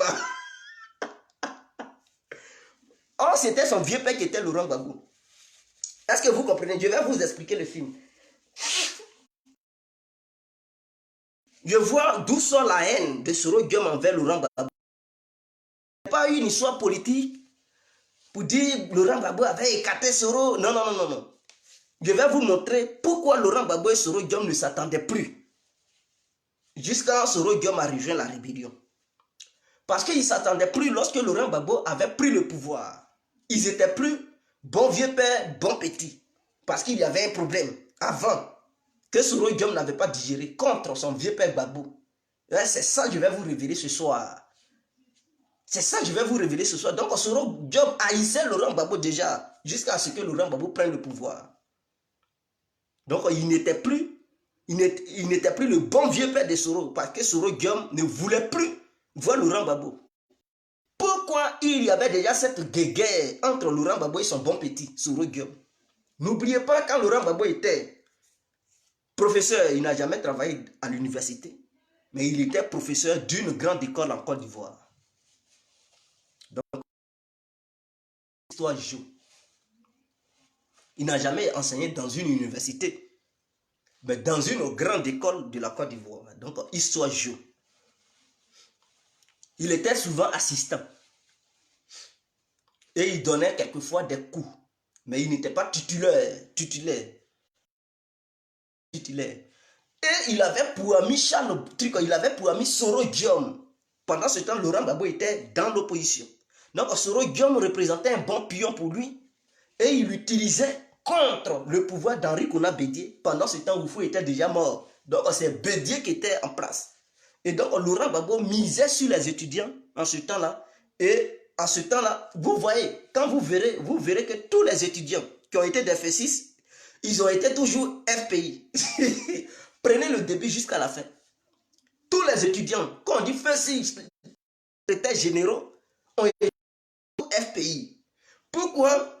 Parce que dans les années 80, c'était Mercy. Mercy ne se comportait pas de la manière que la FESI se comporte. Donc, le Mercy, la Mercy plutôt, était un mouvement estudiantin pacifique, intelligent, qui agissait intelligemment pour la cause des élèves, mais qui ne faisait pas des manifestations de façon barbare. Laurent Gbagbo a décidé d'appuyer sur ce mouvement pour transformer ce mouvement en un mouvement. La FESI, donc la Mercy qui existait avant, qui n'avait pas le même comportement que la FESI, Laurent Gbagbo a transformé ça en FESI. Parce que lui-même, il était professeur et tout. Donc c'est comme ça, il a transformé ça, il s'est devenu FESI. Ils ont donné un nouveau nom. Et lui, il utilisait maintenant les étudiants pour rendre la vie dure à Oufoué. Parce que n'oubliez pas, ça a commencé en 91. En ce temps, Oufoué était déjà il était encore président. Pour la première fois, les élèves sortent pour dire Oufoué voleur, Oufoué voleur. Ils prenaient les rues. Gbagbo était derrière. Alassane était premier ministre. Ils ont même attrapé Laurent Gbagbo pour le mettre en prison. Alassane l'avait mis en prison à plusieurs reprises. Parce qu'il utilisait maintenant, c'était Aïpo Massian qui était d'abord le premier. Oh, Aïpo Massian était manipulé par Laurent Gbagbo qui lui était l'opposant du second parti politique ivoirien. Le premier parti politique était le PDCI-RDA et le second parti politique était le FPI. Donc, Aïpo Massian, il était utilisé par le FPI pour essayer de mobiliser les élèves et descendre dans les rues en brûlant les taxis, en criant dans les rues et en tapant les outils boum boum boum, Oufoué volait, Oufoué volait. Ça a marqué Oufoué parce que c'était la première fois que ces citoyens lui traitaient de trucs de voleur. Donc, le vieux, ça l'a marqué. Il était désespéré parce qu'il n'avait jamais vu ça. Et c'est Laurent Gbagbo qui a fait ça pour la première fois, en étant en coalition avec les élèves, dirigé à son temps par Martial. C'est ça même qui a précipité la mort du vieux parce qu'il ne tenait plus. Il se disait qu'il était le sage du pays, mais il ne sait pas d'où viennent les élèves qui ne voulaient plus rien respecter, qui suivaient la stratégie politique du pays. Et Laurent Gbagbo, il était devant les élèves. Je vous le dis, il était devant les élèves. C'est lui-même qui conduisait toutes les marches que les élèves organisaient. C'est lui qui organisait ça dans les coulisses, en coordination avec le secrétaire général des élèves qui étaient à son temps, Iva Hippo. Et quand ça commence, Laurent Gbagbo et sa femme se mettaient devant pour manifester, pour crier dans les rues. Pour crier dans les rues. Ouattara, lui, il ne tardait pas, il le prenait, il le mettait à la maca. Après, ces mêmes élèves se mobilisaient, ils criaient pour dire libérez Gbagbo, libérez Gbagbo. Et il est libéré. Quand ces secrétaires généraux étaient aussi arrêtés à leur tour, Gbagbo aussi mobilisait les élèves pour dire libérez-les, libérez. Et ils ont joué ce jeu-là jusqu'à ils sont arrivés maintenant au temps de Soro Guillaume. Est-ce que vous comprenez? Laurent Gbagbo était toujours dans l'opposition. Et il utilisait toujours ces mêmes élèves. Donc, dans ça, il a fait, parce que tous ceux qui devraient venir au sommet, comme secrétaire, ils devraient avoir un lien fort avec le pays. Parce que avant de te voter, ils doivent savoir que tu es membre du pays d'abord. Parce qu'il ne faut pas, ils vont te voter et puis tu vas être dans le cas du pouvoir en place. Or, pourtant, le pouvoir en place, c'était le PDCI-RDA. Et donc, eux, leur objectif, c'était de tétaniser, d'embrouiller le PDCI. Donc, tous ceux qui devraient venir en tant que secrétaire général, ils devraient être des éléments issus du RPI. Donc, Soro Guillaume, étant membre du RPI, il prend la tête de ce mouvement, la FESI. Il prend la tête du mouvement appelé la FESI. Donc, étant maintenant secrétaire général de la FESI, il décide de nommer Blé Goudé comme son adjoint. Parce que c'était son bon petit qui était Blé Goudé. Et tous les deux, ils étaient amis. Blé Goudé résidait à Bobo. Soro Guillaume résidait à Port-Boué. Je vous explique. Donc, ils étaient amis. Tous ces deux-là, ils étaient amis. Alors, Soro connaissait Laurent Gbagbo, mais Blé Goudé ne connaissait pas Laurent Gbagbo. Il n'avait jamais approché Laurent Gbagbo. Il voyait les discours de Laurent Gbagbo lorsque Laurent Gbagbo tenait ses discours dans les lieux publics, parce qu'avant, il était aussi sur le terrain. De la manière Blé Goudé prenait les... Non, Laurent Gbagbo a commencé ça avant Blé Goudé. Et quand il sortait, la masse populaire, la foule, et puis il tenait des discours, les élèves, ils étaient contents. Parce qu'ils savaient comment manipuler les élèves. Donc, tous les élèves de Côte d'Ivoire le voyaient comme leur leader. Donc, quand il parlait, tous les élèves, waouh, waouh, waouh. Et puis, tous, ils soulevaient leurs deux doigts. Que tu sois membre du RD et tout, au moment où tu es élève, ton leader, c'était Laurent Gbagbo. Parce qu'il le voyait comme un philosophe, il le voyait comme quelqu'un qui les orientait, en fait. Donc, eux tous, ils étaient éblouis des discours que tenait Laurent Gbagbo.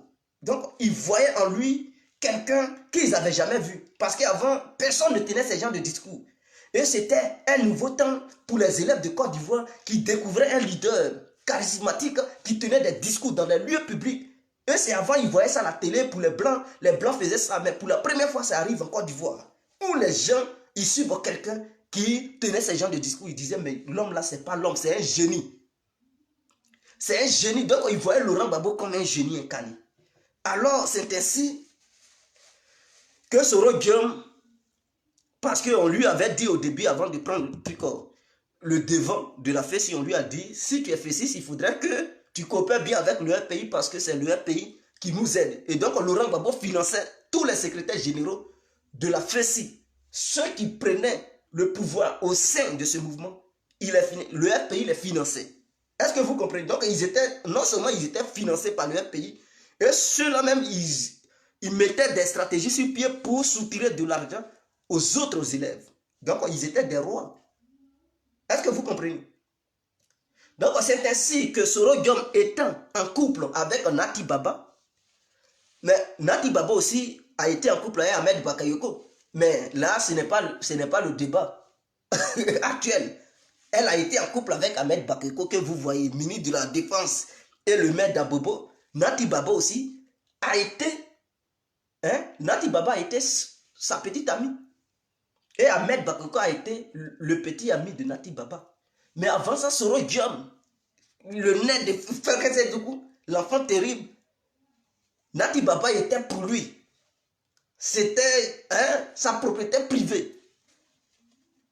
Un jour, l'anniversaire de Laurent Gbagbo est arrivé. Donc, Soro Guillaume, il partait chez Gbagbo comme ami. De la manière, quand tu es un ami, tu t'en vas chez lui et tout. Donc, Laurent Gbagbo étant professeur, Soro Guillaume étant secrétaire général. Or, tous les secrétaires généraux suivaient l'idéologie du pays. Et le leader du pays, c'était Gbagbo. Donc, ils partaient souvent là-bas pour faire des réunions. Or, pourtant, eux, ils se disaient que non. Ils disaient aux gens, devant le peuple, ils disaient que non, ce mouvement n'est pas affilié à un parti politique. Mais c'était des menteurs. Quand ils quittaient, ils faisaient leurs bêtises là. Après la nuit, ils partaient faire des réunions chez Laurent Gbagbo.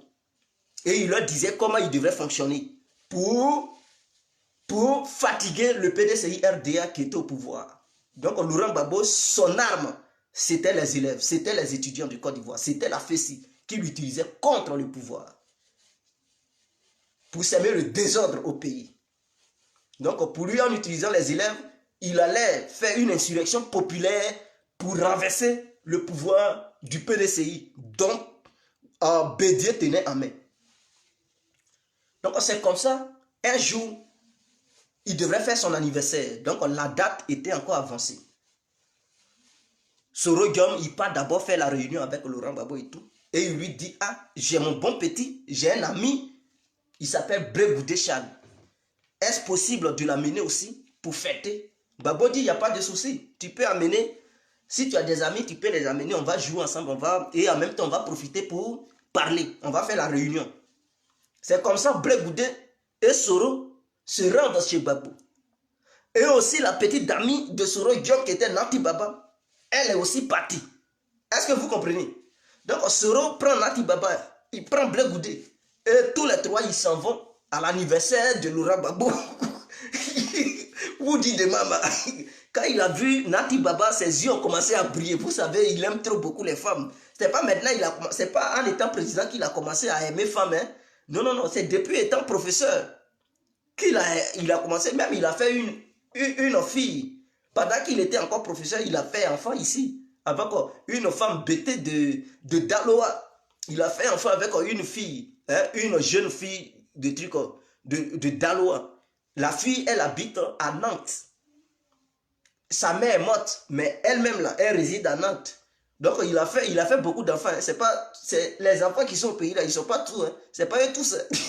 Il a encore des filles qui sont cachées en France ici. Hein. Il a une fille qui est cachée en France, en dehors des enfants de Nati Baba. Il a encore fait une autre fille qui se trouve à Nantes en ce moment.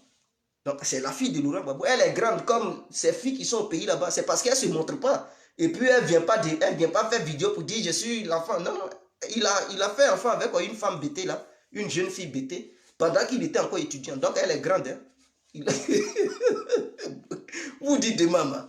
Donc c'est comme ça Soro Diom prend Blé Goudé. Il prend Nati Baba. Et ils s'en vont ensemble à l'anniversaire de Woody de maman. Lors de cette réunion, quand Blé Goudé a pris la parole, Gbagbo était fasciné. Il s'est dit, mais qui est ce petit? Donc quand Blé Goudé a commencé à raisonner, puisqu'il était l'adjoint de Soro, ils ont parlé Blé Goudé. Quand il a pris la parole, quand il a commencé à parler, Gbagbo a dit, ce petit, il m'intéresse. Parce que Blé Goudé a réussi à convaincre Laurent Gbagbo en un petit bout de temps. Donc il s'est dit, il a besoin d'un jeune comme ça pour faire avancer le FPI. Et que Soro Diom est là.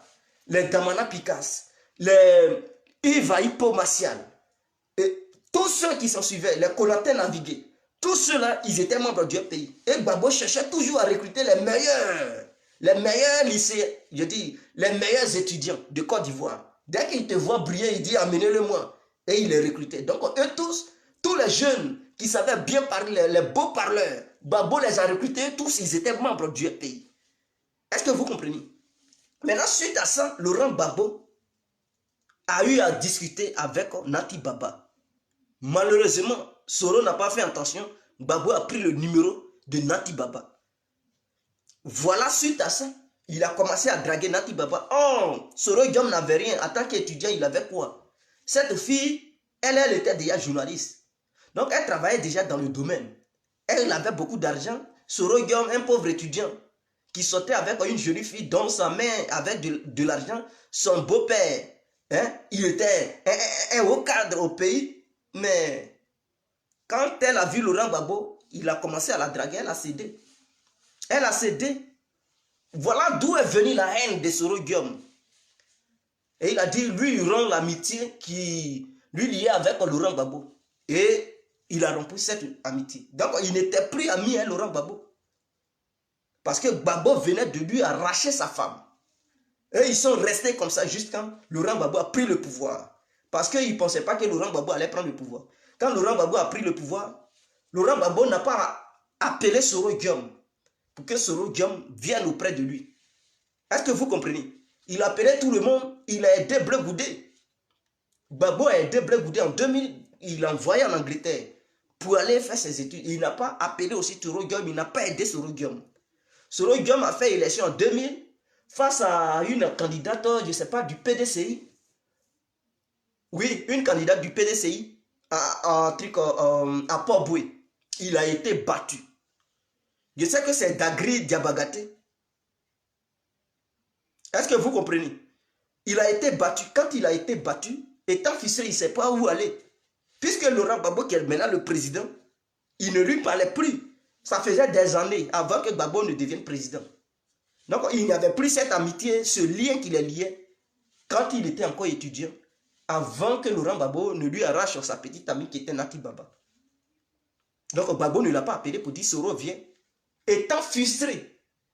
Et quand il a appris que IB préparait un coup d'État, préparait une rébellion, voilà comment Soro Diom commence à faire les navettes entre le Burkina et la Côte d'Ivoire, dans le but de supplier IB de faire partie de cette rébellion. Donc en 2002, quand la rébellion a frappé, Soro Diom a fui Il allait rejoindre IB et ses amis. C'est là qu'il est devenu porte-parole. Non, il est parti avant 2002. Quand la rébellion se préparait, il y a eu un complot, le complot du truc de la Mercedes blanche, quelque chose comme ça. Et donc Soro disait que sa vie était menacée, il a fui, il allait au Burkina. Quand il allait au Burkina, c'est IB qui l'a appelé. En fait, il a contacté IB, IB dit viens. Comme moi, je suis un soldat, je m'occupe du terrain. Toi, tu vas t'occuper tout ce qui concerne la communication. Donc, si les journalistes viennent pour te poser des questions, tu réponds. Comme tu as fait la fessie et tout. Donc, Soro Guillaume, il est rentré dans la rébellion à cause de la haine. Il n'est pas rentré là-bas pour combattre Laurent Gbagbo au nom des nordistes. Ça, c'était un prétexte. Mais il est rentré dans la rébellion parce que Laurent Gbagbo lui avait arraché sa femme, sa petite amie, et il était frustré du fait que Laurent Gbagbo avait pris Blé Goudé et lui, Soro, il était écarté. Pendant ce temps, il était encore ami avec Blé Goudé. Ça l'énervait. Comment se fait-il que lui, c'est à cause de lui que Gbagbo a connu Blé? Et il prend Blé Goudé, il paye ses études pour l'amener à l'étranger. Et lui, Soro Guillaume, il est écarté. Non seulement Gbagbo prend sa petite amie et il écarte. Donc, imaginez la colère. Et il voit sa petite amie lever avec Laurent Gbagbo, ça pouvait le tuer. Voilà comment il a rejoint IB. Il dit, ce mec, je vais combattre Laurent Gbagbo. Je vais combattre Gbagbo. C'est là qu'il a commencé à combattre Gbagbo. Voilà, le complot du cheval blanc. Voilà. Samauro Katen. Voilà, le complot du cheval blanc. Merci. Donc, vous comprenez maintenant, Soro Guillaume n'avait pas mené la lutte au nom des nordistes. Il avait mené cette lutte parce qu'il était frustré du fait que Laurent Gbagbo lui avait arraché sa femme Nati Baba et son ami qui était Blé Goudé. Laurent Gbagbo avait pris les études de Blé Goudé en main en l'envoyant jusqu'en Angleterre pour qu'il aille étudier. Donc tout ça là, ça l'énervait. Il dit, à cause de moi, il a connu Blé Goudé et c'est lui qui part en Europe pour aller à l'école. En dehors de ça, il prend ma femme. Et moi, Soro, je reste comme ça. Je pars une élection, on me bat à Port-Boué. Non, il faudrait que je combatte Laurent Gbagbo. Voilà comment il a rejoint IB. Donc sa rébellion, c'était une rébellion de haine. Ce n'était pas une rébellion pour le bien-être des nordistes. La preuve en est que, avec tout ce qu'il a fait, il a envoyé quoi aux nordistes? Il n'a rien apporté. Qu'est-ce qu'il a fait pour les nordistes? Il n'a rien. Parce que son but, son objectif, ce n'était pas pour donner la belle vie aux nordistes, non. Lui, c'était pour montrer à Laurent Gbagbo, pour lui dire que ce qu'il lui avait fait, là, il allait payer ça. C'était ça, c'était une rébellion de haine que Soro Guillaume avait fait. Il n'avait pas fait ça pour truc. Et lorsqu'il est rentré dans la rébellion, il a constaté qu'il y avait des avantages. Parce qu'au nom de cette rébellion, il est devenu milliardaire en cassant des banques. Donc, il ne voulait plus déposer les armes. Il se disait qu'au nom de la rébellion, il y avait assez d'opportunités. Et au nom de la rébellion, Laurent Gbagbo l'avait nommé Premier ministre. Donc, il venait de découvrir l'opportunité de cette rébellion. Donc, il se plaisait dans cette rébellion. C'est suite à ça qu'il a signé son deal avec Alassane pour dire, bon, si je réussis à faire le coup et que toi, Ouattara, tu viens au pouvoir, tu dois tout faire pour que moi aussi, Soro Guillaume, je devienne président. Parce qu'il voulait être aussi président.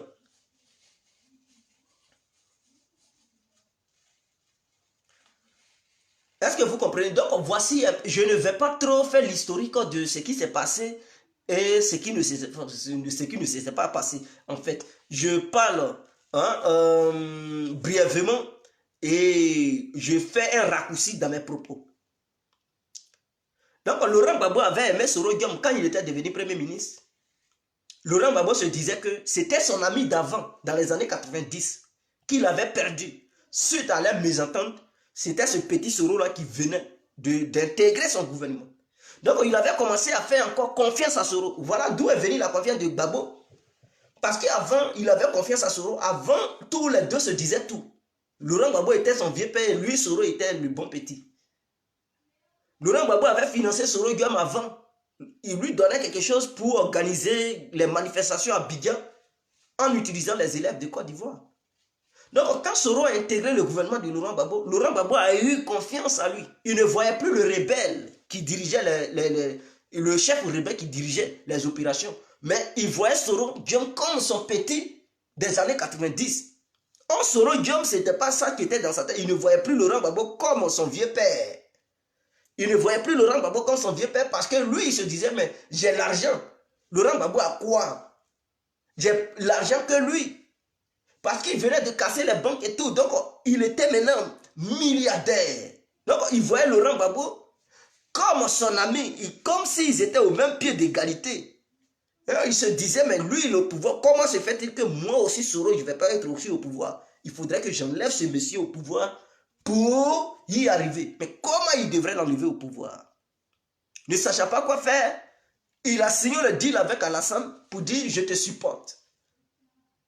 Pour venir au pouvoir. Une fois au pouvoir, tu fais 2 mandats, 3e mandat, tu me laisses. Moi, Soro, tu fais la passation du pouvoir et je deviens président. Alassane a accepté. Mais en coup de route, Soro Diom, il ne veut pas patienter. Il a commencé à faire bizarre. Pour lui, 10 ans, c'est trop. C'est trop. Il ne veut pas attendre 10 ans. Il se dit, ah, mais avant les 10 ans, si quelque chose m'arrive, moi, Tieni Banani, il faudrait que je prenne le pouvoir avant 10 ans. Donc, étant pressé, il préparait maintenant les faux coups contre Alassane. Alassane a su ça, il a dit non, non, non. Il a dit, bon, Soro Diom, parce que l'avantage de Soro Diom, il n'y avait pas encore de vice-président. Donc, il voulait tout faire pour assassiner Alassane. Et lorsqu'il assassinait Alassane, c'était le président de l'Assemblée nationale qui prenait le relais, qui prenait les choses en main. Donc, il voulait tout faire pour assassiner Alassane et dit, bon, comme Alassane n'est plus là, c'est moi, Soro Diom, je suis mieux placé pour diriger le pays. Comme Oufou était mort et Bédié aussi, il n'avait pas fait élection, il avait pris le pays comme ça, gratuitement. C'est ce que Soro Diom préparait. Quand Alassane a vu dedans, il dit, changeons la condition, créons le poste de vice-président. Quand ils ont créé ça, Soro Diom, il s'est vu écarté. Et donc, dorénavant, si le président, en cas de vacation, c'est le vice-président qui dirige les choses. Donc, Soro Diom devenait la 3e personnalité du pays. Hein? Et donc, il voyait maintenant son poste menacé. Il se disait que, mais Alassane, il vient de me faire quoi là? Donc, on savait d'ici Ouattara, il n'est pas là aujourd'hui. Moi, Soro, ce n'est plus à moi de prendre le pouvoir, mais c'est un Cabran. Cabran a fait quoi? Donc, vous comprenez, la haine pousse maintenant à Soro. Sachant bien qu'un tueur Alassane, ce n'est pas lui qui va venir au pouvoir. La seule option, ce n'est plus de tuer Alassane. Mais la seule option, c'est de faire un coup d'État pour que lui, il vienne au pouvoir directement. Parce que l'objectif, si c'est de tuer Alassane et prendre le pouvoir, il ne pourra pas tuer Alassane et attendre que les institutions lui permettent d'arriver au pouvoir, il ne peut pas. Parce que si Alassane n'est pas là, c'est Kabila qui est là. Donc, il voyait déjà les choses se compliquer. Il s'est dit, non, moi, Soro, ce n'est plus une question d'éliminer Ouattara, c'est une question de faire un coup d'État en même temps. Comme ça, Ouattara au Kabila, où je balais tout le monde, et moi, Guy Bafori, je viens. D'où il est venu en Europe pour préparer le coup. Mais le gouvernement ivoirien était déjà renseigné sur tout ce qu'il faisait parce que ces éléments étaient déjà mis sous écoute. Donc les messages, les appels qui s'envoyaient, ils se cachaient, oui, oui, chef, on est prêt, tout est déjà disponible. Le gouvernement ivoirien était déjà au courant de tout ce qu'il faisait. Et le gouvernement savait que c'est après l'arrivée de Soro Diom que les hostilités devraient commencer. Donc, eux, leur cœur ne battait pas. Ils se disaient, tant que Soro Diom ne rentre pas, rien ne va se déclencher. Donc, le jour où Soro Diom a décidé de rentrer au pays, il fallait les interpeller avant que l'un ne soit grave. Parce que si Soro Diom arrivait et que c'est là qu'il commençait à interpeller les gens, ils allaient déclencher les hostilités en même temps. Et ça allait se compliquer. Donc avant l'arrivée de Soro Diom, il fallait les interpeller en même temps pour les arrêter et attendre Soro Diom à l'aéroport. Heureusement qu'il a appris ça étant dans l'avion. Il a su parce qu'il est en contact avec les Occidentaux. C'est ce que je disais au pouvoir ivoirien. S'il n'était pas en contact avec les Occidentaux, il n'allait pas savoir qu'il y avait une arrestation qui se préparait à l'aéroport d'Abidjan. Parce qu'il était déjà dans les airs. Puisque les services secrets occidentaux sont en contact avec ceux de la Côte d'Ivoire, et Soro Diom, il est un pion pour les services secrets, pour les États occidentaux et la communauté internationale. Quand il a pris son vol, je dis vol, c'est l'avion qui prend le vol, Il a pris son vol. Ils ont signalé le pilote qui pilotait Soro Guillaume. Parce que le pilote, il est en contact avec la base, la tour de contrôle hein, du pays où il est quitté. Donc, le pays où il est quitté, c'est ce pays-là, la tour du contrôle. La tour de contrôle plutôt, qui informe maintenant le pilote de Guillaume Soro pour dire n'arrivez pas en Côte d'Ivoire car il y a une arrestation de Soro qui est planifiée en ce moment. Donc, les gens l'attendent à l'aéroport. C'est dans ça, le pilote informe maintenant Guillaume Soro parce que lui, il ne savait pas que cela s'organisait. Il informe Guillaume Soro que voici la situation, on vient de m'informer. Voici la situation sur le terrain. On fait comment? Soro Guillaume dit, donne-moi quelques temps. Il réfléchit, il dit, bon, il ne faut pas aller en Côte d'Ivoire. Oriente l'avion au Ghana. C'est comme ça, il dirige l'avion au Ghana. Arrivé au Ghana, il voulait descendre au Ghana et rester là-bas pour piloter les choses. Le gouvernement ivoirien avait déjà appelé le gouvernement ghanéen de ne pas accepter à ce que Soro Guillaume arrive sur son territoire. Descendre sur le territoire. L'avion atterrit là-bas, mais il ne peut pas descendre de l'avion pour entrer dans la ville. C'est comme ça, après des négociations, le pilote a dit, bon, notre compagnie a un contrat avec la compagnie, avec l'État espagnol. Donc, retournons-nous en Espagne. Et qu'ils vont nous accepter. C'est comme ça, ils débarquent en Espagne.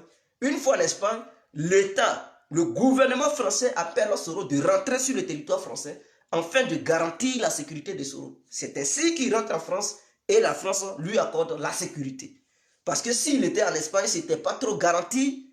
Hein? L'Espagne risquait de l'extrader en Côte d'Ivoire. Donc la France a dit, viens immédiatement, fuis l'Espagne, viens en France, on va te garantir la sécurité. Et c'est comme ça qu'il est rentré en France. Donc voici un peu. Donc Soro Guillaume, le fait de vouloir se rallier à Bédié est une erreur stratégique. Et je vois les militants de Guillaume Soro qui font des guégués avec les militants du FPI. Ce n'est pas le moment. Si vous devez faire les guégués avec des militants, faites guéguer les militants du PDCI. Parce que Baoulé n'est pas garanti. Excusez-moi, je sais qu'il y a des Baoulés qui me regardent. Ils vont se dire, mais lui là, il se fout, il se prend pour qui?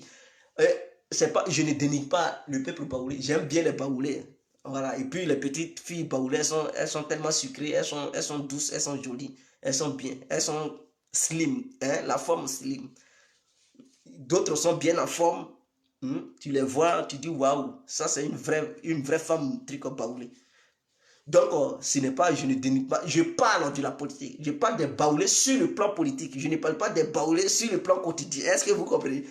Ou bien sur la vie civile, ou bien la vie sociale. Non. Je parle des baoulés sur le plan politique. Donc, en dissociant les choses, les faits. Je dis politiquement parlant, baoulé est très rancunier. Et il est communautaire. Donc, les baoulés sont des communautaristes. C'est des gens... C'est leur communauté seulement. Donc, si tu t'allies à eux pour prendre quelque chose, après, ils vont t'écarter. Il faudrait que les gens se mettent ça dans la tête. Les baoulés sont comme ça. Donc, à vous de faire attention. Soro Guillaume, sa seule garantie, c'est une alliance avec le FPI ou une alliance avec le RADP. C'est tout. Alliance avec baoulé, Soro, tu vas rester dedans. Tu risques de te retrouver à la CPI, même si Bédi est gentil. C'est là qu'il va t'amener à la MACA. Sinon, il va activer les pistes de la CPI. Ils vont dire ce monsieur est un criminel. Il a failli faire un coup d'État. Donc, en Ben Soudan, il faut gérer son... Ah oui, il risque de lancer un mandat d'arrêt contre Soro. Mandat d'arrêt international. Et magouiller pour que la CPI mette la main sur Soro. Et même, il va tout faire pour bloquer les comptes bancaires de Guillaume Soro. Alassane, il n'a pas bloqué, mais Bédié, il va le bloquer. Ou bien, il va les bloquer tes comptes. Babo... Il est gentil, c'est quelqu'un qui est gentil, il n'est pas méchant. Ceux qui sont méchants, là, c'est ceux qui sont autour de lui, qui se font appeler au go, qui mettent pression sur le vieux. Qui mettent une pression pas possible sur le vieux. Parce que parmi ceux qui font des vidéos, c'est eux, vous voyez. Mais il y a des gens, ils ne font pas vidéo, ils sont go. Et ils sont autour de Babo. C'est eux qui sont au sommet, là. Ceux-là, ils sont des vrais radicaux. C'est ceux-là qui mettent la pression. Il y avait un, malheureusement, il est mort, père à son âme, à Boudrama Sangaré. C'était un go. Il était même le gardien du temple. Donc, ces gens-là, c'est eux, les vrais go là. Les Assou Adou, ce sont des vrais go. Ils ne veulent rien savoir. Et c'est ceux-là qui mettent... Et Kone Katina, c'est un go. Je vous cite les hauts cadres go, parce que eux tous, ils ne sont pas go. Mais parmi eux, il y a des gens qui sont go. Mais Gbagbo lui-même, il est mou. C'est quelqu'un qui est très gentil. Et il peut faire tout de suite une amitié avec Olesoro. De la manière Blé-Goudé est, il est mou là. Et puis il est gentil là. C'est comme ça que Gbagbo aussi est. Mais le problème, ceux qui sont autour de lui, ils mettent la pression pour dire si tu acceptes, on va te laisser. Si tu acceptes, on va fuir le pays. Donc, pas peur, il ne veut pas céder. Pas peur, il est obligé de suivre ce qu'ils lui disent. Voilà le vrai problème. Et ce sont les Gauls qui ne veulent pas que le pays se réunisse, se mettent ensemble. Ce sont les Gauls qui divisent tout. Est-ce que vous comprenez? C'est eux qui poussent Laurent Gbagbo pour dire tu prends telle position, si tu ne veux pas, nous on te fuit. On n'est plus membre du pays. Gbagbo ne veut pas voir ses militants fuir. Donc il est obligé, d'une manière ou d'autre, de céder à ce que ses militants demandent. Or, parmi eux, d'autres militants n'ont pas cette idéologie. Ils ne sont pas des radicaux, ils ne sont pas durs. C'est des gens réfléchis, des gens lucides, comme les Jean Bonnet, les Afim Guessan et consorts. Donc, ceux qui sont des radicaux, eux, leurs idées ne sont pas compatibles aux autres. Donc, il les traite de traite. Parce que les autres, quand ils les voient, ils disent, mais ils sont trop mous. Ils veulent faire des négociations et tout. Donc, automatiquement, ils leur déclarent la guerre. Avant, ils aimaient Simone Gbagbo parce qu'elle était dure. Parce qu'elle était gore. Donc, elle était dans l'idéologie des militants, des hauts cadres qui sont des gore. Mais au moment où elle a commencé à parler de Dieu, elle demande à ce que les gens se réunissent. Automatiquement, il envoie comme une traîtresse. Il dit, ouais, voilà, vendu là. Moi, tu devrais t'enfermer. Ta place est à la CPI. Parce que pour eux, il ne faut pas être lucide. Il ne faut pas être doux, douce.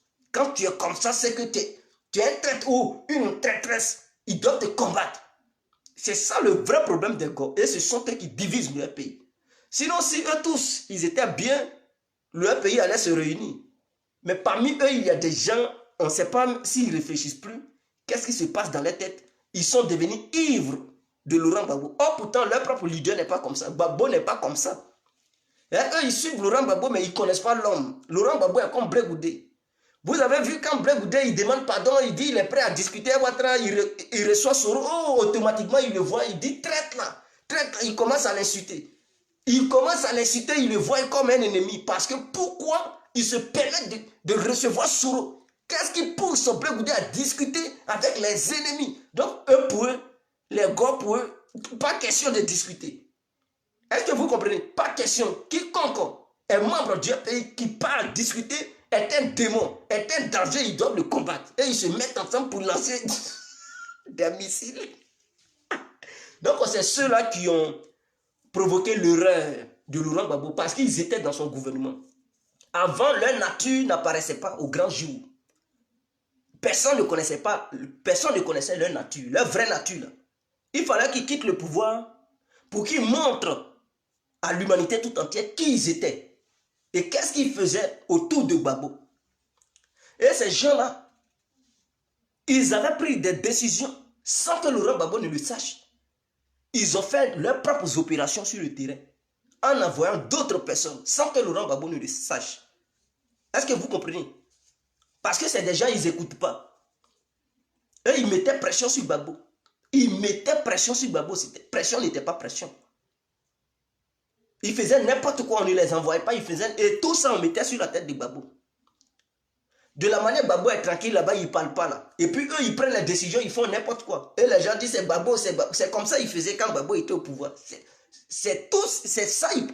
Le schéma que vous voyez devant vous là. De la manière Laurent Gbagbo ne prend aucune décision et puis eux-mêmes, ils prennent des décisions et puis ils font n'importe quoi. C'est ce qu'ils faisaient quand Laurent Gbagbo était au pouvoir. C'est des gens incontrôlés. C'est des gens qu'on ne peut pas contrôler. Or, Laurent Gbagbo, là, il ne peut plus rien faire parce que c'est lui-même qui a appris ces choses-là aux gens. Là. Quand il tenait les vrais discours, les discours longs, et puis il mettait ça dans leur tête, mais ils se sont nourris de ces discours. Quand il parlait des impérialistes, il parlait des terres africaines et tout, ils se sont nourris de ces discours. Et ils sont devenus des radicaux. Et après plusieurs années, quand il est devenu président, quand il voulait maintenant les canaliser, il n'arrivait plus à les canaliser. c'était devenu la gangrène dans leur cerveau. Ils ne pouvaient plus rien faire pour eux. Pourtant, ce sont ces gens-là qui constituent sa base. Ce sont ces gens-là qui le soutiennent. Qu'est-ce qu'il peut faire? Est-ce que tu peux régner tes bons petits qui t'ont aidé à être là? Tu ne peux pas. Si tu veux, ils sont nombreux tellement. Et puis, ils ont cette mentalité. Et toi, tu vois que la mentalité qu'ils ont, ça ne t'arrange plus. Tu veux essayer de les orienter autrement, mais ils ne veulent plus rien faire. C'est eux maintenant qui te mettent la pression. Ils te forcent maintenant à faire ce qu'eux, ils veulent. Tu vas faire quoi? Tu ne peux plus rien faire. Parmi les militaires, il y avait des radicaux, il y avait des gars. Parmi les ministres, il y avait des gars. Donc, partout, il y avait des gars. Il va faire quoi?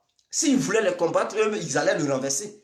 Ils vont dire, renversons-le, faisons un coup d'État. Sangaré prend le pouvoir. Donc, vous comprenez, pas peur de subir un coup d'État, pas peur de se faire massacrer par sa propre famille. Il était obligé de subir leur pression. Et c'est ce qui a fait que, sinon Gbagbo voulait renoncer au pouvoir. Lors des élections de 2010, quand il y avait assez de pression sur lui, venant de la communauté internationale et la médiation de certains dirigeants africains et organisations africaines, il voulait céder le pouvoir. Il voulait tenir un discours. Ceux qui ont suivi la RTI ont dit à 20 h, le président de la République de Côte d'Ivoire va tenir un discours. C'était pour dire qu'il abandonne le pouvoir. Et qu'en 2015, il va encore participer. Mais les gars qui étaient autour de lui, ils ont dit pas question. Pas question.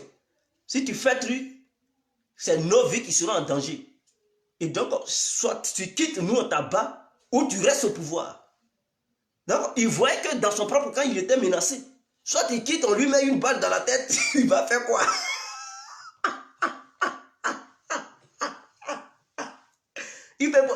Ah oui, c'est un choix. Soit tu quittes le pouvoir, ils te mettent une balle dans la tête et puis ils sont autour de toi. C'est eux qui sont tes gardes. Tu fais comment? À la maison, ils te surveillent. Au travail, ils te menacent. En face, ils te disent, il faut rester. Si c'est guerre là, on est prêt à te défendre, on est prêt à défendre le pays. Et ils te donnent cet espoir. Toi, tu n'aimes pas la guerre, tu te dis non, la guerre, évitons la guerre. Je vais démissionner. Si tu démissionnes, c'est nous-mêmes, on va s'apprendre à toi. Parce que si tu démissionnes, tu mets nos vies en danger. Or, nous ne voulons pas que nos vies soient en danger. Donc, Laurent Gbagbo, il voyait maintenant la menace. Il démissionne, il va mourir. Il ne démissionne pas, voilà la guerre. Il fait comment? Et il ne sait pas s'il va gagner ou il ne va pas gagner. Alors, il a décidé de ne pas démissionner. Voilà le vrai problème. Parce que moi, pourquoi je le dis, j'avais un cousin qui était gendarme, qui faisait partie de cette histoire. Et lui, il était informé, il savait. Il dit, ah, le président, il y a pression sur lui, hein, dans son propre camp, là, vraiment. Les gens mettent trop pression sur lui, donc il n'a pas de choix, il ne sait pas. Il ne sait pas. Et qu'il regarde, il ne sait pas comment le président, quelle décision le président va prendre, parce que lui-même, dans son propre camp, il est menacé. Donc, vous voyez, donc, si la guerre est arrivée, c'est à cause de ça. Ce sont ces gars-là. Mais ils n'ont pas pris le son, hein, cela n'a pas permis aux gars d'être éduqués. Ils prennent ça, ils envoient ça sur les réseaux sociaux. Et ils sont insolents façon, ils ne respectent rien. Ils ne respectent rien et puis ils sont dans cette idéologie, ils pensent qu'ils ont raison. Tu veux les faire raisonner, mais mon frère, ils vont te gifler. Tu es là devant eux, tu veux débattre avec eux pour leur permettre de raisonner un peu, mais ils vont te gifler. Ils sont violents et des personnes impossibles de bien raisonner. Ce sont des gens impossibles de raisonner. Ah, ils ont leur raison déjà. Et puis ils s'attendent. Va sur leur direct et puis il faut essayer de les contredire. Ils vont te bloquer immédiatement. Ils n'aiment pas la contradiction. Quand tu tiens, si tu commentes, tous ceux qui doivent commenter sous leur direct, tu regardes, ils font un direct. Ils disent quelque chose, tu n'es pas d'accord. Ils vont dire, même ceux qui suivent, qui commentent, ils sont aussi des gars et les gorettes. Ils vont dire, voilà une mouche, voilà une mouche. Voilà un moustique. Il faut bloquer et puis ils bloquent. Et c'est comme ça qu'ils font.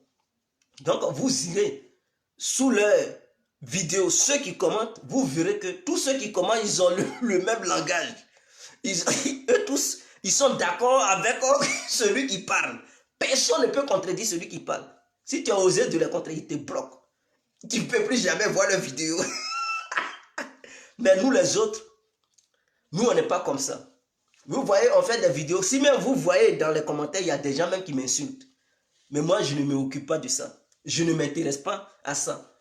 Je ne peux pas bloquer. Il y a des gens même qui m'envoient des messages pour me menacer. Mais je ne les bloque pas parce qu'ils m'ont menacé. Je me dis, c'est comme ça le monde. Il faut des gens qui menacent. Il faut des gens qui comprennent. Sans ça, le monde ne peut pas évoluer. Il faut accepter chacun dans sa position et sa manière de voir les choses. Gbagbo Laurent a récolté ce qu'il a semé. C'est lui-même qui leur a transformé en diable. Et la Tamila, toi aussi tu es une femme, tu es dure comme ça, on dirait truc. Il y a quoi? Ma princesse, et la Tamila, Abiba, tu es gentille, hein? Il ne faut pas tenir ces gens. Je t'ai vu, tu es très gentille. Tu es une fille qui est très gentille. Il faut demander pardon. Il faut demander aux gens de laisser. Allons à la paix. Mais je demande à Soro de ne pas trop mettre la pression pour ne pas avoir des ennuis. Parce qu'en voulant trop forcer les choses, on finit par tomber dans les excréments. Alors,